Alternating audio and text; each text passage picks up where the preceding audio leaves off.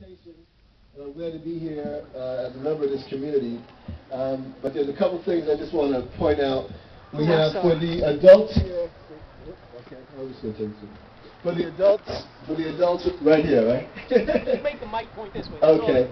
For the adults, we have a CD called Ending Violence Against Women. It's really about men getting involved in that effort. And for the youth, for the teens, we have a hip-hop CD by a group out of Austin, Texas that we produce called Public Offender. The whole CD is around respectful behavior.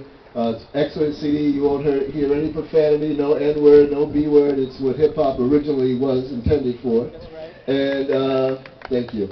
And I want to give, thank you very much. This is a book I want to present to Sherwin. Where are you, brother? This is a book we did with the NFL called Dedicated to Daughter. There you go. Come, brother. Excuse us, photo op.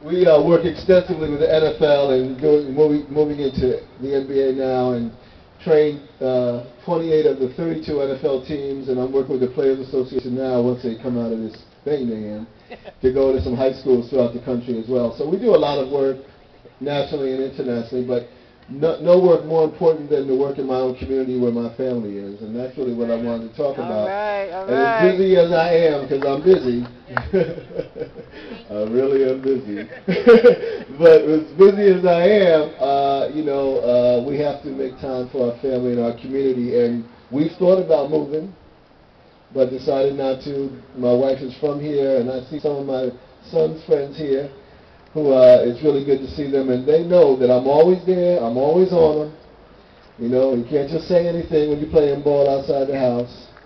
And I want to apologize to the young men in this community, and I'm not apologizing for myself, I'm apologizing for the men of my generation who have let you down. I'm apologizing to you all because whatever it is you believe, whatever it is you think, we've contributed to that. Through our lack of being in your lives, through our lack of being in the lives of your mothers, for them having to lift heavier weight than they need to, the weight that we need to lift. And that's why these men are here now, standing in the gap for those who aren't here for whatever reason. And there's no judgment on it. I don't have any judgment on it. But we need to do something.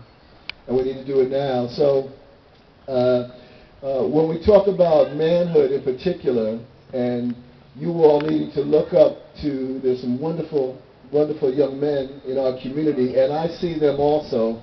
I see them from being very young, and I see as they grow, less connected to the community, less connected to the school, and then there's other young men who have been in that same situation a few years ago who are now advanced with the weed and with, getting into situations where mischief will find you, trouble will find you if you don't have something to do.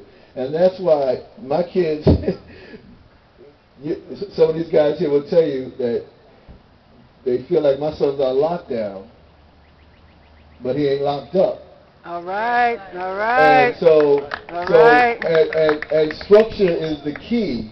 He's at basketball practice right now, and my other one's at track, and then I ran over here because it's really important that we have structure. So what we're going to do here in Men of Lakeview is really help to provide some structure.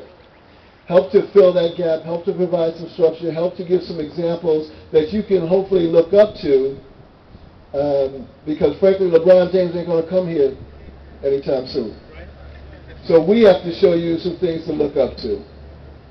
And hopefully you'll be able to look at us and say, well, I like that quality in Mr. Punch, or I like that quality in Mr. Besson, or I like this in this person, this and that person, and we'll help you to develop those things. We'll help you to follow your goals. We'll help you to get into a basketball team or a football team or whatever your interests are, a music program. Whatever those interests are, we want to be involved in helping you do that because we want to promote healthy manhood and respectful manhood.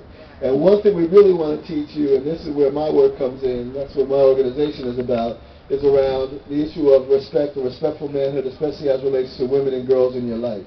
And again, I'll say that whatever your thoughts are, whatever your beliefs are, how women should be treated, if they're negative, You've learned that from someone. You've learned that from men in your life. You've learned that from images that men have given you through media. So we want to also educate you around those things. So our best way to support you is to really let you know that we care about you, that we love you. We know that all this might sound a little corny right now, but we're going to put some things in place in this community, and we want you to show up and come. And just come hang out, and come as you are. And there's no judgment. We're not going to bring anything from the past, and we just started from today and moving forward. So you all see my face. I see Tyler and some other young men, Chase. I see some other guys here who I love. And you know that you can come talk to me. I think sometimes you're afraid to, because you're going to hear something you may not want to hear. But it's always about loving you, and I'm never going to judge you. I've been there too. You know, all of these men here who you see have been your age and have had similar struggles. You just have your 2011 twist on what we've already experienced. Trust me, we've already experienced everything that you've experienced. We've experienced having to deal with drugs in our community, or to be asked to do drugs, or to be asked to do these things, all of that. All right? We've been experienced with girls and dating and all of those things. We've experienced parents getting on our nerves, all of those things. We've experienced responsibilities, a lot of pressure on you as young men, especially. I think that one thing now is different than when we were growing up, is that there's much more pressure on you now. There's much more obstacles that you have to overcome that we didn't have to overcome. But I'm telling you, we know how to overcome them. We know how to navigate it. We know how to walk around that, because you don't have to walk through it. What you tend to do is walk through it, because that's what my son wants to do, is walk through it. And say, son, you don't have to do that. You know, sometimes you don't need the force. You need to do it nice and easy and slow to turn that top off. You don't have to break the bottle, right? So there's a way of navigating through these waters that is your youth, that we want to be helpful in. So hopefully you'll take advantage of the men of Lakeview, Save Our Sons Network. Hoping that the men here will continue to be involved. And this is just to be the beginning of the next event that we have, or the next gathering, or as we set up these mentoring programs, that you encourage men in your life, your buddies, those guys you play ball with, you hang out with, whoever it is your social network is, that you ask those men to also come, because trust me, I know that it's not convenient to add one more thing to your life, because it's not convenient for me. But if we don't, the problem's going to get worse. And again, as Brother said, our children are in this community too, and they're going to be influenced by it. And these young men who have these challenges have much more influence over our children's lives than we do in certain circumstances. Once they leave the house, yeah, we can say pull up your pants, but by the time they get around that corner, and when they come back in, they pull it up, very respectful. But there's a certain influence out here that we have to acknowledge and recognize. And we also have to support these other young men and young women who are involved in our community. So with that, I'll say thank you.